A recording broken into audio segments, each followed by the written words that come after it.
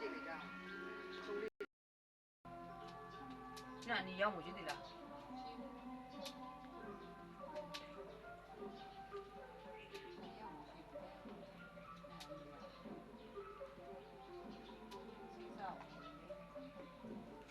ဒီစားကိုဘယ်နဲ့ချမ်းသာ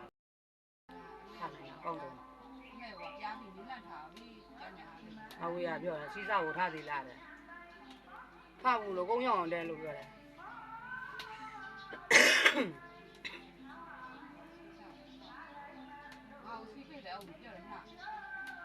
ပြောဘူးပြောတာ